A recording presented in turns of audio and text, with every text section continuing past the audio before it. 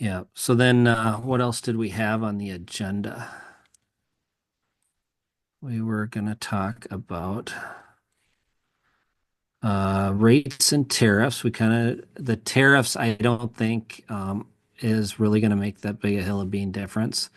I was just at a friend of mine's house not house, but his business before I came over here, and he buys tool dies from China, right? He goes, okay, so it's 100% tariff. He goes, what does that do to my product? I said, I don't know. Adds a buck a widget, and he's like, no, doesn't mean any difference. He goes, so I go from a $10,000 tool die to a $20,000 tool die, and he's gonna whatever crank out a million of these, so the actual impact to him is like nil, right? He goes, and it's still cheaper than having it made in the US. Well, So he's got a point. So he thinks it's overblown. I would probably agree with you.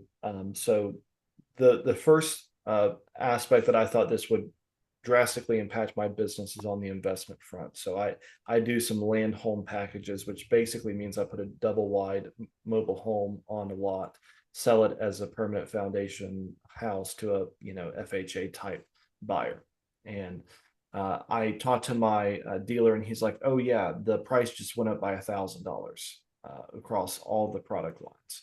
I started freaking out for a second, and then I talked to another dealer of mine in another state, and he's like, "Oh, don't worry, that manufacturer does that same price increase every year. They've done that the last 5 years, so nothing to worry. Tariffs haven't affected anything for any other manufacturer."